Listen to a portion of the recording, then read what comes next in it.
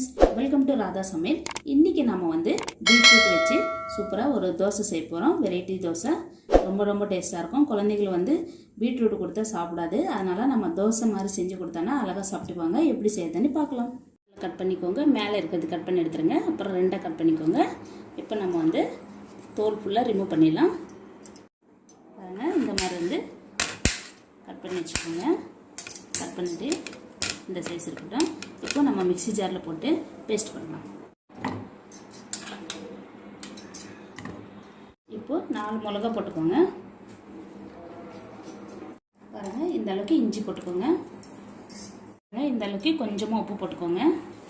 பாருங்கள், இந்த அளவுக்கு மாவு எடுத்துக்கோங்க தனியாக. நீங்கள் பாருங்கள், நம்ம அரைச்ச பேஸ்ட்டு இதில் போட்டு நல்லா மிக்ஸ் பண்ணிக்கலாம். பாருங்கள், அப்படியே கலர் சூப்பராக சேஞ்ச் ஆகுது. பாருங்கள், ரொம்ப டேஸ்ட்டாகவும் இருக்கும். இந்த மாதிரி நீங்கள் கலர்ஃபுல்லாக பண்ணி கொடுங்க. எப்பவுமே தோசைனா வெள்ளையாக இருக்கும். இது மாதிரி டிஃப்ரெண்ட்டாக நீங்கள் செஞ்சு கொடுத்தீங்கன்னா குழந்தைங்க வந்து என்ன இது சிகப்பு கலரில் இருக்குதுன்னு சொல்லி பார்ப்பாங்க. இன்ட்ரெஸ்ட்டாக சாப்பிட ஸ்டார்ட் பண்ணுவாங்க. இப்போ நம்ம எப்படி செய்யுதுன்னு பார்க்கலாம்.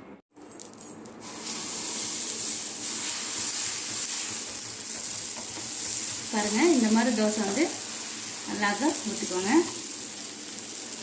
இப்போ நம்ம லைட்டாக எண்ணெய் ஊற்றலாம். உங்களுக்கு எண்ணெய் எவ்வளோ வேணுமோ அதை பார்த்து ஊற்றிக்கோங்க. பாருங்கள், பார்க்கறதுக்கே கலர்ஃபுல்லாக இருக்குது. நல்லா வெந்துட்டோம். பாருங்கள், அழகாக வெந்துருச்சு. இப்போ நம்ம மெதுவாக எடுத்துடலாம். பாருங்கள், பீட்ரூட் வந்து மிக்ஸ் பண்ணுறதுனால தோசை வருமா வராதான்னு நீங்கள் பயப்படாதீங்க. நார்மல் தோசையோட இந்த மிக்ஸ் பண்ணக்கப்புறம் இன்னும் சூப்பர்.